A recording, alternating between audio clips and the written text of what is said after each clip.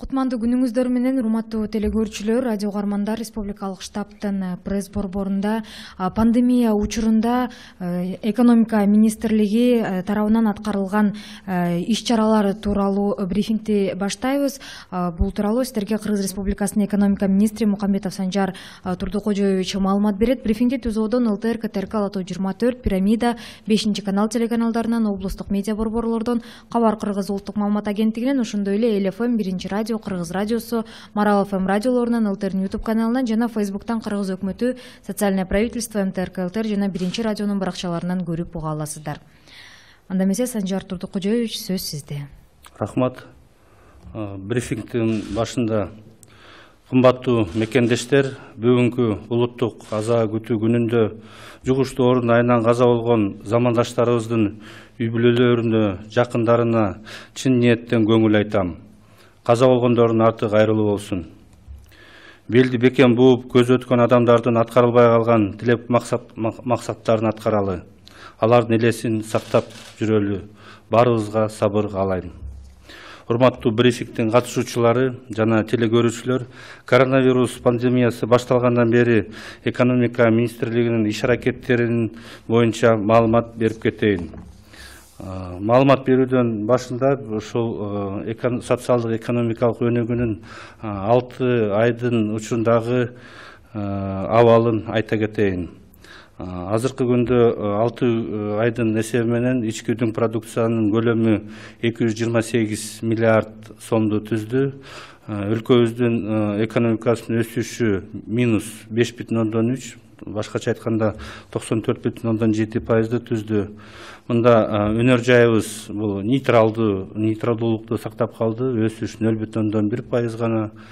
Ал эми айыл чарба сектору 1,6% өсүшүн көрсөттү.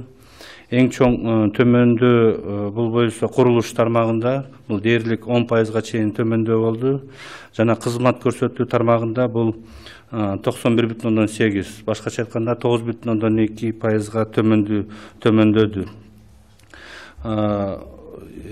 Эл аралык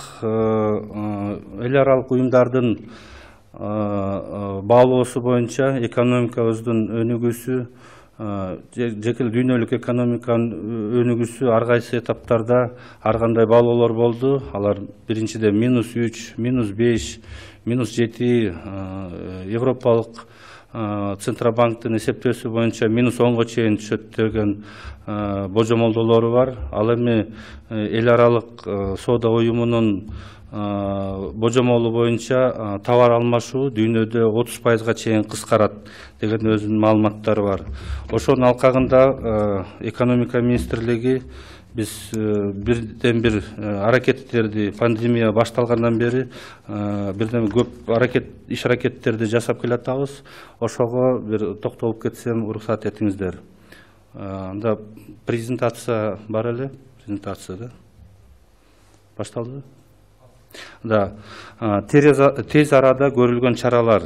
Бул Кыргыз Республикасынын өкмөтүнүн 2020 жылдын 3 февралындагы номер 57 токтоо менен Кыргыз Республикасынын аймагында дары-дармек каражаттарынын аныкталган түрлөрүн жана медициналык буюмдарды ташып чыгарууга убактылуу тыюу салынган.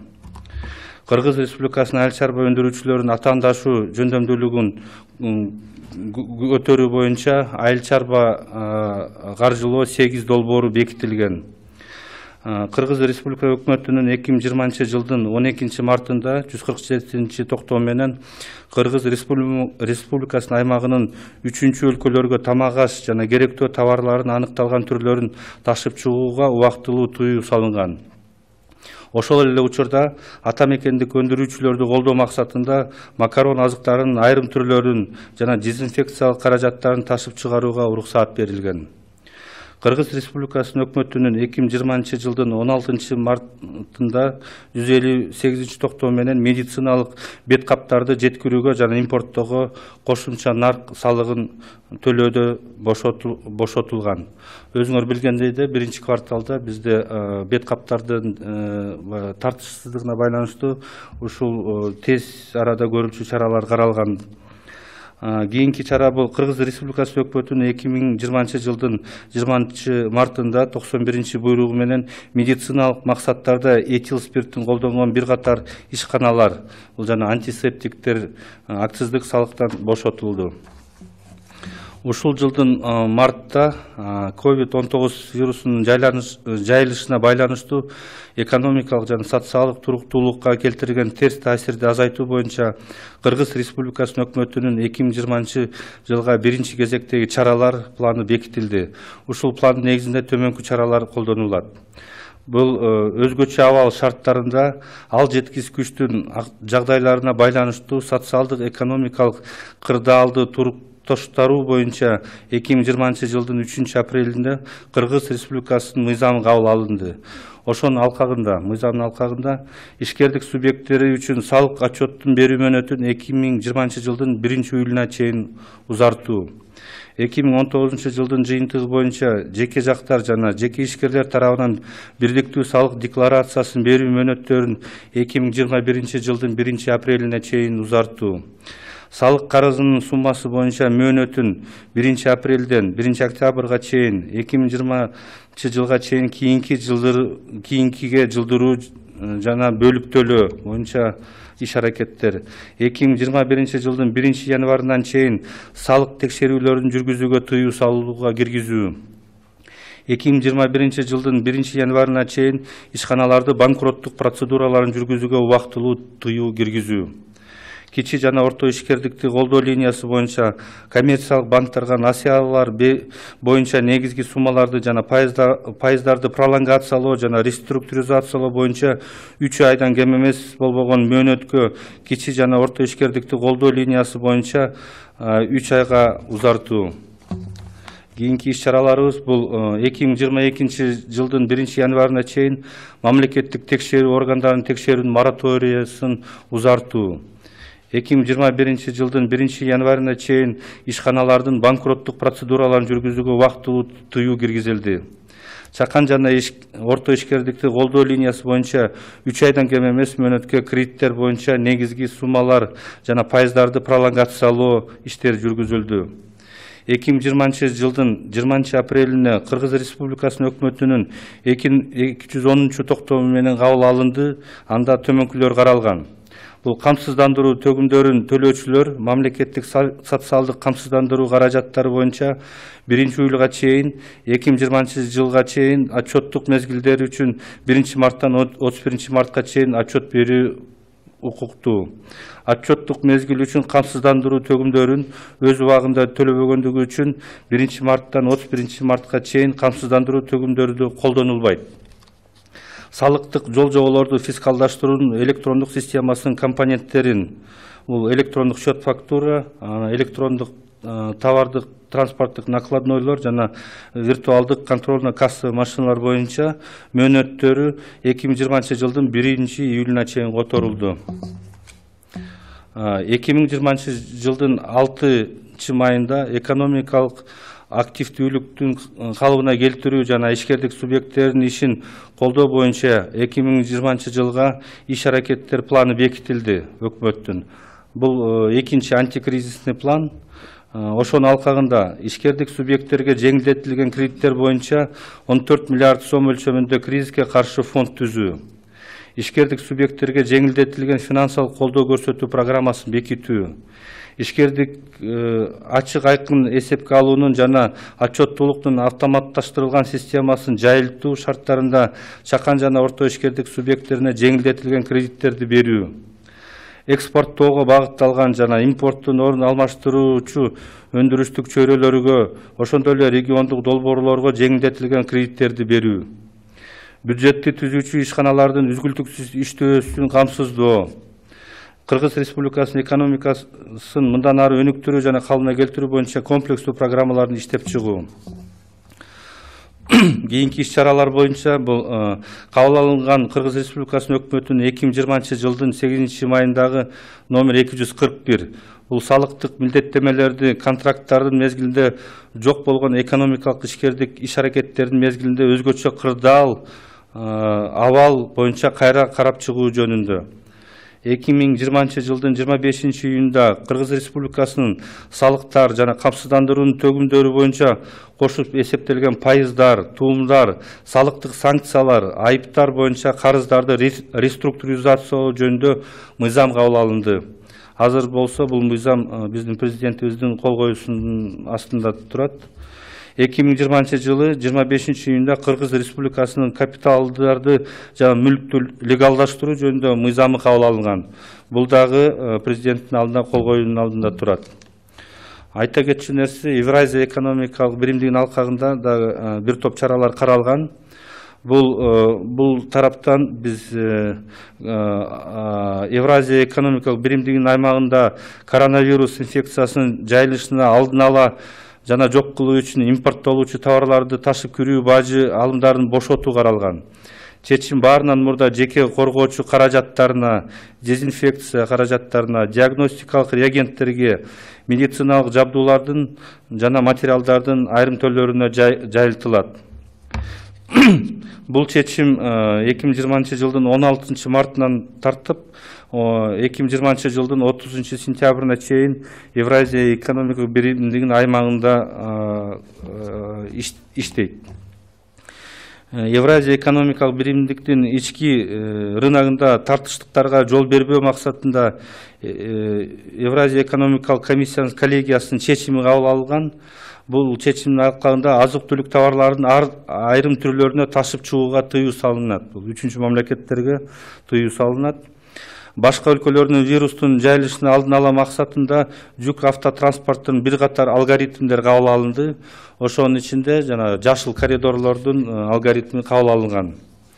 Ошондой эле Евразия экономикалык биримдеги көйгөй маселелер бар болчу. Бул өзүңөр билгендей эле Казак Республикасында биздин жүк ташуучулардын менен болгон маселелер. Ошондо Евразия экономикалык комиссиянын коллегиясына каралган суроо боюнча бул Казак мамлекетинин коюлган чаралар бул кошумча рыноктук тоскоолдук деп кабыл алынган. Ошонун алкагында 2020 жылдын 10 июлунда Евразия экономикалык кеңешинин тарабынан Евразия экономикалык биримдигине товарларды ташууга байланыштуу талаш тартыш кырдаалдарды четтетүү үчүн комитет түзүү жөнүндө тескеме кабыл алынган. Азыркы күндө ошол комитет иштеп атат, анан ошол көйгөйлөрдү чечүү үчүн жол картасы кабыл алынган. Дагы Евразия экономикалык биримдигинде жүргүзүлгөн иш-аракеттер боюнча 2020 жылга чейин Евразия экономикалык интеграциясын өнүктүрүүнүн стратегиясынын багыттарын долбоору иштелип чыгуу жүргүзүлүүдө.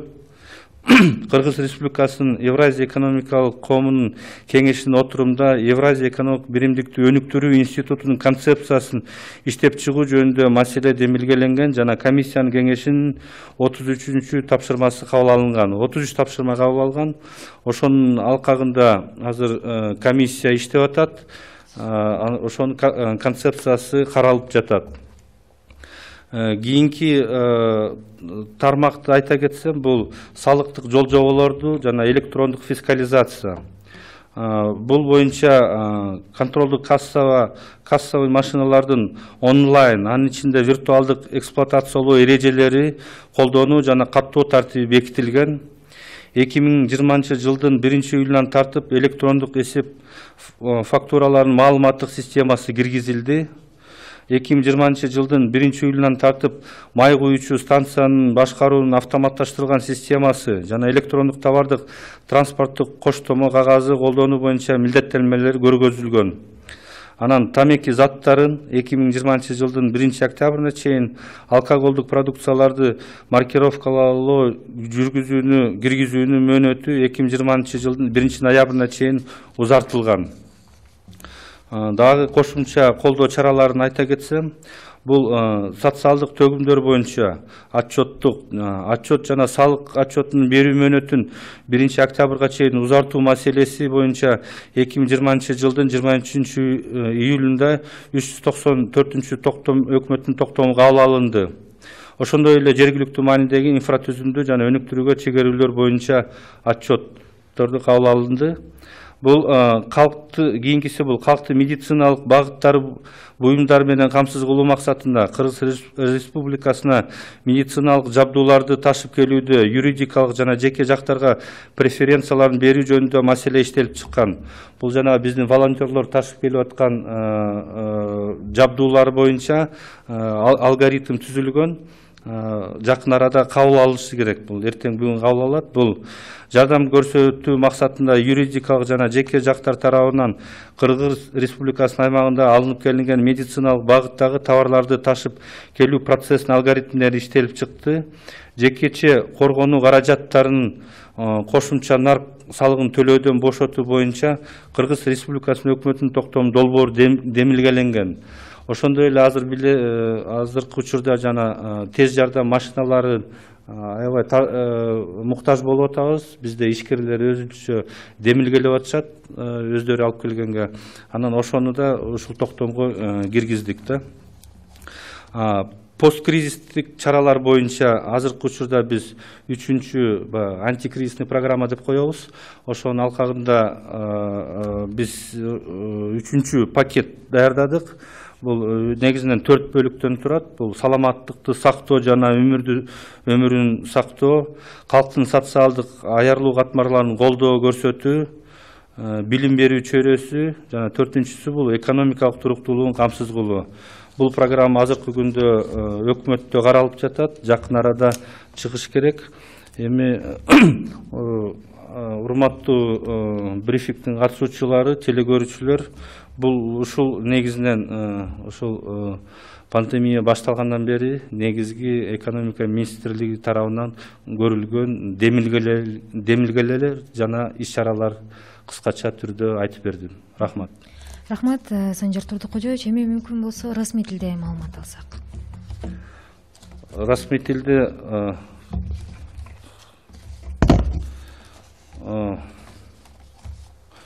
уважаемые телезрители, уважаемые участники брифинга, позвольте остановиться на мероприятиях, проводимых Министерством экономики с времени начала пандемии. Хотелось бы вкратце рассказать о итогах 6 месяцев социально-экономического развития Кыргызской Республики. За 6 месяцев валовый внутренний продукт Кыргызской Республики составил 228 миллиардов сомов. Это составляет темп роста 94,7%, то есть экономика опустилась до минус 5,3%.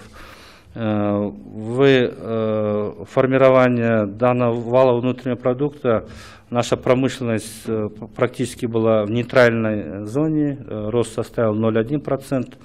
Сельское хозяйство имеет самый высокий рост, это 1,6%.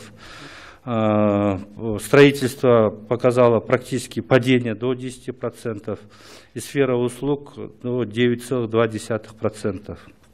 Это в целом текущая ситуация по экономике.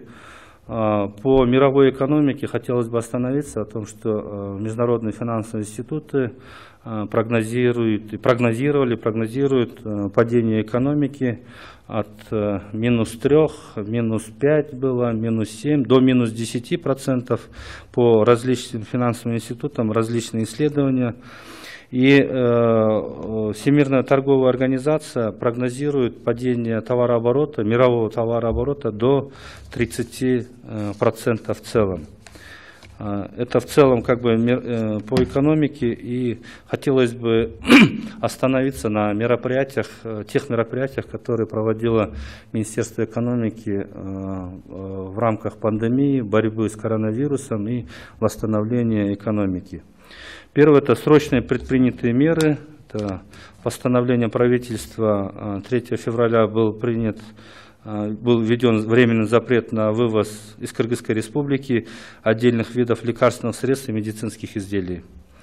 В целях обеспечения сельскохозяйственных производителей Кыргызской Республики льготными кредитами была утверждена программа финансирования сельского хозяйства 8.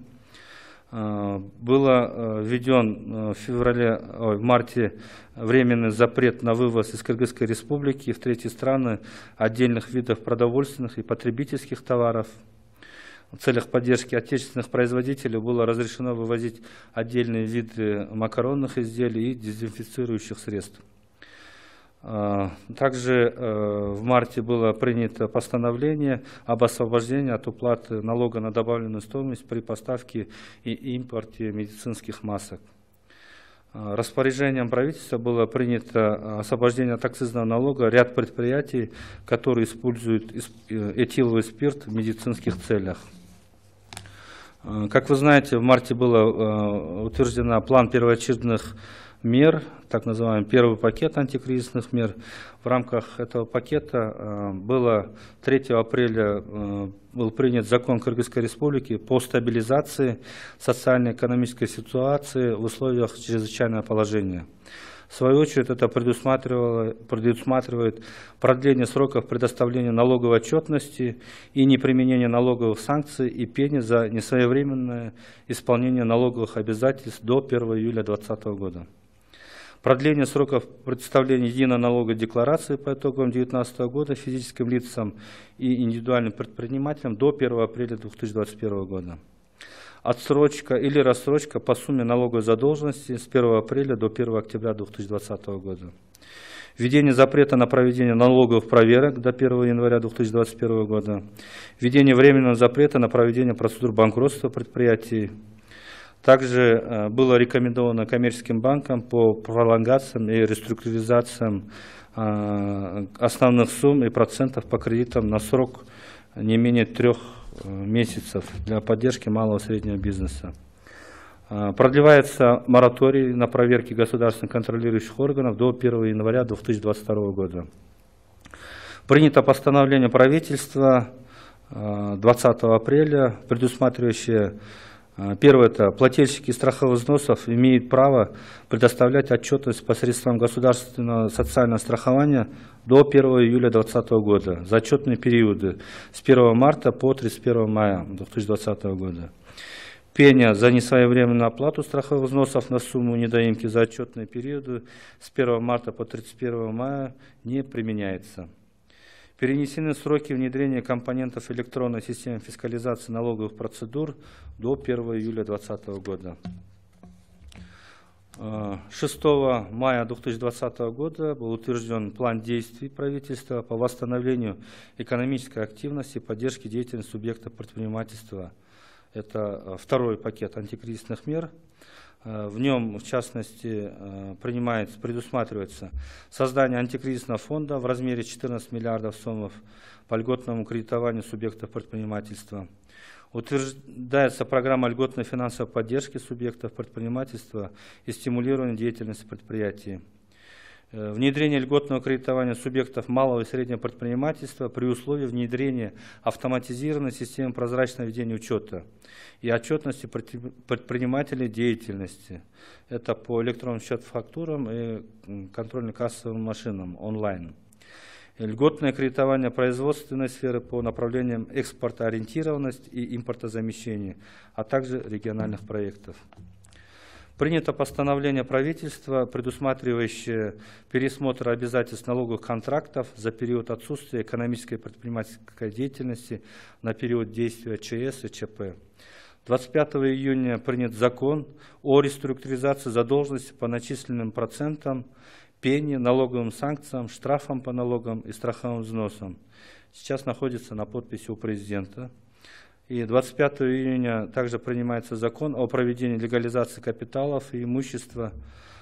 Тоже на сегодняшний день находится на подписи у президента.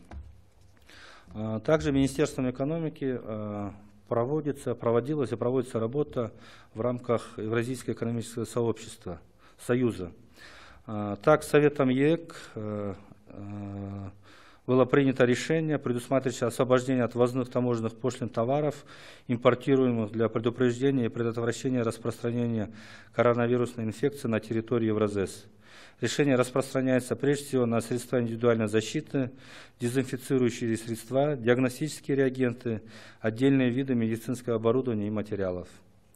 Решение распространяется на медицинские товары, ввозимые в Союз в период с 16 марта и будет действовать по 30 сентября 2020 года. В целях недопущения дефицита на внутреннем рынке Евразес решением коллегии ЕЭК был введен запрет на вывоз из Евразес отдельных видов продовольственных товаров.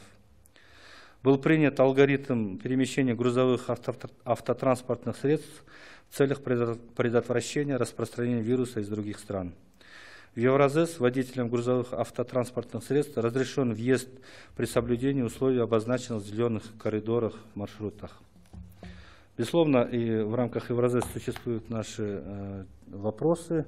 И на вопросы, как вы помните, у нас уже с марта прошлого года вопрос по пересечению кыргызско-казахстанской границы стоит по контрольно-досмотровым мероприятиям. Были вопросы, проблемы. Эти проблемы были выставлены на площадку Евразес и в рамках ЕЭК были рассмотрены. И Совет ЕЭК 9 июня принял, что принимаемые в Республике Казахстан меры признаны барьером на внутреннем рынке Евразес. В связи с чем Советом ЕЭК 10 июня принято распоряжение о создании комитета для устранения спорных ситуаций, связанных с перемещением товаров в пределах Евразес. Комитет займется разработкой дорожной карты по устранению разногласий, спорных ситуаций и обеспечению свободы перемещения товаров Евразес, которая впоследствии будет утверждена Советом Евразийской экономической комиссии. В настоящее время ведется доработка проекта стратегических направлений развития евразийской экономической интеграции до 2025 года. На заседании Совета ЕЭК Кыргызской Республики инициирован вопрос о разработке концепции Института развития Евразес. Было принято поручение Совета комиссии. Кыргызская Республика разработан проект концепции Института развития и поддержки Евразес, которая нацелена на сокращение диспропорций между уровнями социально-экономического развития регионов государств-членов Евразес. Согласно проекту концепции, подобный институт представляет собой финансовый инструмент для структурных преобразований экономики государств-членов Евразес с конкретными целевыми программами развития. Хотелось бы отметить, что ведутся мероприятия в рамках цифровизации, а точнее фискализации. В рамках фискализации утверждены правила эксплуатации, порядок применения и регистрации ККМ онлайн, в том числе виртуальных. С 1 июля 2020 года внедрена информационная система электронный счет фактуры. С 1 июля 2020 года введены обязательства по применению на АЗС автоматизированной системы управления автозаправочной станцией электронно-товарно-транспортной накладной. Также продлены сроки введения маркировки табачной продукции до 1 октября и алкогольной продукции до 1 ноября 2020 года.